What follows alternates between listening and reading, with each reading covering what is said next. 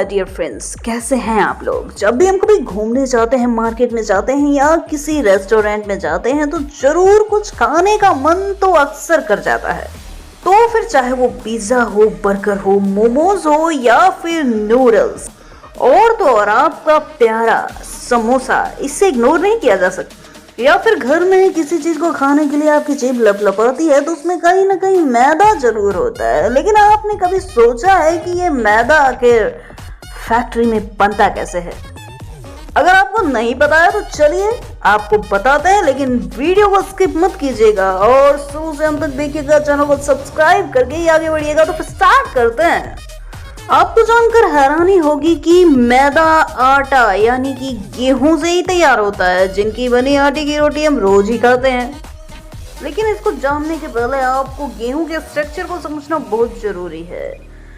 गेहूं के 3 हिस्से होते हैं। इसके अपर पार्ट को ब्रेन कहा जाता है। इसमें फाइबर और मिनरल्स के साथ विटामिन बी भी पाया जाता है। मिड पार्ट की बात की जाए, जिसे कि एंडोस्पर्म कहा जाता है, इसमें कार्बोहाइड्रेट की मात्रा अच्छी खासी होती है। और तो और गेहूं के सबसे बीच वाले हिस्से को जर्म कहा जाता है, जिसमें विटामिन और मिनरल्स के साथ कुछ मात्रा में फैट भी पाया जाता है। और जब हम मैदा बनाते हैं तो इसमें से ब्रेन और जर्म को अलग कर दिया जाता है। इसके बाद मिड पार्ट यानी कि एंडोस्पर्म, स्टार्च और ग्लूटेन वाला पार्ट ही बचता है, जो कि ग्राइंडिंग के आफ्टर मैदा बन जाता है। लेकिन चलिए अब प्रोसेस की फैक्ट्री में देखना तो बनता है। और इस शुभ कार्य की प्रक्रिया शुरू होती है गेहूं की फसल की हार्वेस्टिंग के दौरान। हार्वेस्टिंग के बाद जब पेड़ से बीज अलग हो जाते हैं यानी कि इसकी मड़ाई हो जाती है, तो इसके लिए बढ़िया बढ़िया कपड़ों में से बोरों में भर कर इनकी बारात को इनके ससुराल के दरवाजे पहुंचा दिया जाता है, मतलब कि फैक्ट्री तक पहुंचाया जाता है।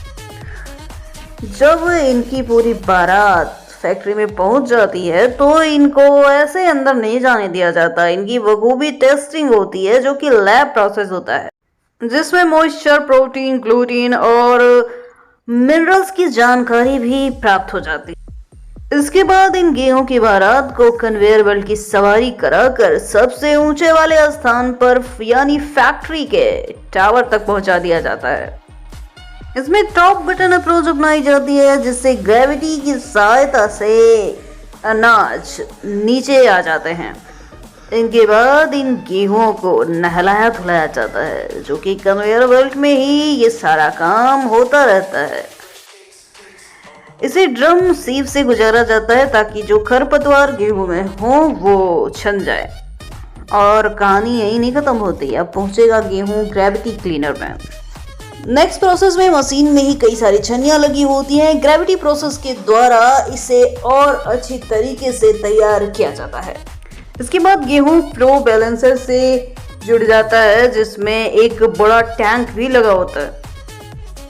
ये गेहूं की ग्रेविटी को कंट्रोल करने का भी काम करता है। इसके बाद इसे मैग्नेटिक डिस्टोरर से गुजारा जाता है।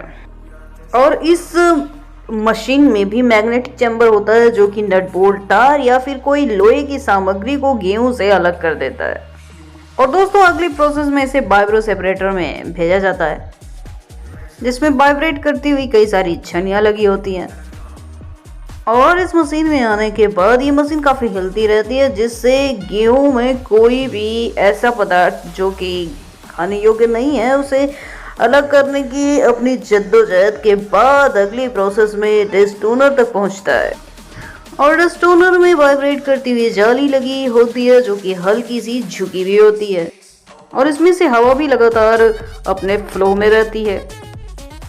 और इस प्रोसेस में कंकड़, पत्थर या कांच के टुकड़े हवा के भारी होने की वजह से नीचे की तरफ बैठ जाते हैं। गेहूं ऊपर ही रह जाता है क्योंकि वो काफी हल्का होता है और नीचे से आने वाली हवा इसे आपस में मिक्स नहीं होने देती। इसके बाद इस गेहूं को अगली मशीन में ट्रांसफर किया जाता है, जिसमें घर्षण के कारण यानी फ्रिक्शन के कारण, जिस कारण दांतों में जमा मिट्टी और भूसा अलग हो जाते हैं। इसके बाद गेहूं को एस्प्रेशनल चैम्बर से गुजारा जाता है। इस प्रोसेस में भी जितने कबाड़ होते हैं यानी कि मिट्टी, पत्थर, कुछ भी, वो नीचे चले जाते हैं। इसके बाद अब इसको अगले प्रोसेस के लिए भेजा जाता है, जो कि आप अपने स्क्रीन पर देख पा रहे होंगे। इस प्रोसेस में ग्रेन वॉशर में इसे डाला जाता है, जिसमें इसे अच्छी तरीके से नहलाया धुलाया जाता है। ये की सेकेंड प्रोसेस होती है। इसी मशीन के द्वारा गेहूं अलग हो जाता है और पानी अलग हो जाता है। फिर गेहूं को ग्रेन ड्रायर में भी भेजा जाता है और इस मशीन में गर्म हवा रहती है, जो कि पूरे गेहूं में फैल जाती है और गेहूं की नमी अपने आप गायब हो जाती है। कन्वेयर बेल्ट की सवारी करते हुए गेहूं गर्मा गर्म फील करते हुए आगे बढ़ते हैं और ये सूखे हुए गेहूं की बारात आगे चल पड़ती है।